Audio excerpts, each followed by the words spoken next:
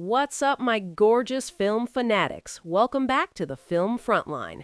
Today, we are grabbing our magnifying glasses and stepping straight into the morgue because we need to talk about Prime Video's newest obsession, Scarpetta. If you've been living under a rock, this is the highly anticipated adaptation of Patricia Cornwell's legendary crime novels. And let me tell you, the casting room did not come to play.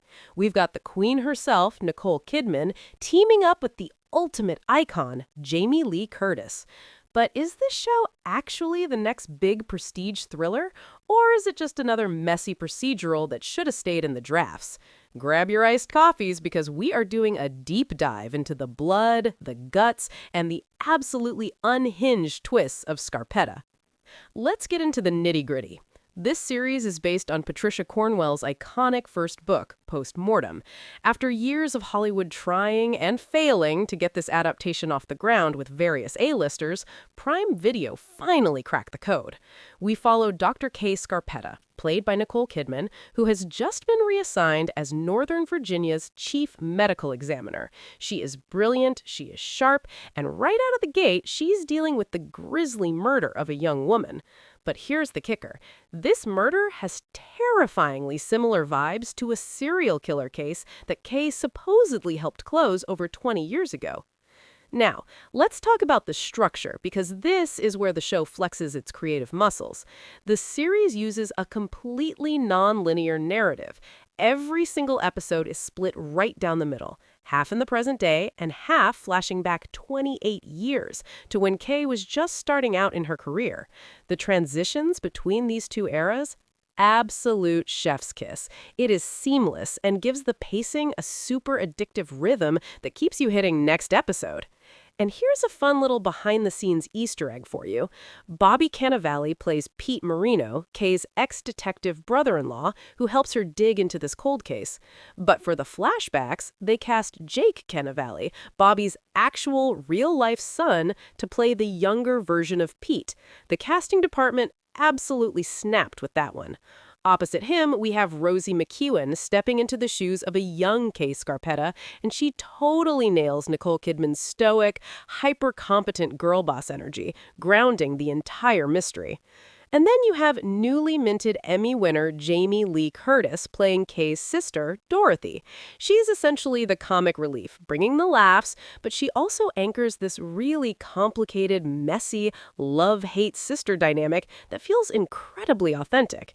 We also get heavy hitters like Ariana DeBose and Simon Baker, who even with less screen time, completely devour their scenes. But it is not all perfect. Let's talk about the cons. First up, the show suffers from a major case of the red herring epidemic. We get it, it's a what hoot it, but there are so many blatantly obvious fake-outs that it can feel a little exhausting. However, the biggest speed bump is the totally random dive into sci-fi territory. Yeah, you heard me right. In a gritty crime procedural, they suddenly throw in some loose AI commentary later in the season.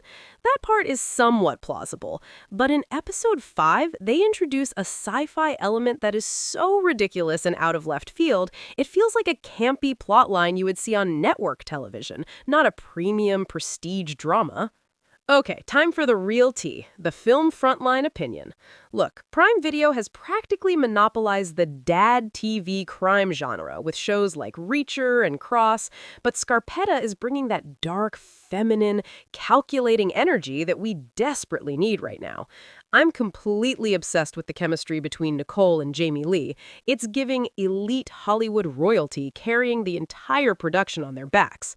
Does the random sci-fi plotline in the middle of the season feel like a glitch in the Matrix?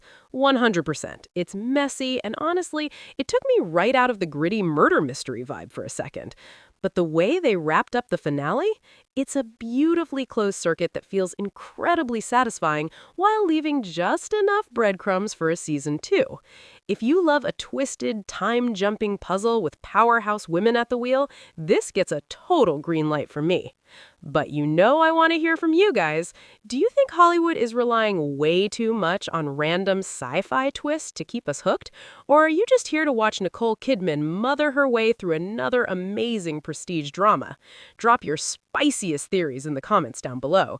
And if you loved this deep dive, don't forget to hit that subscribe button, turn on notifications, and keep it locked right here on the Film Frontline for all your essential movie and TV tea. Stay fabulous, stay front and center, and I'll catch you in the next one. Bye!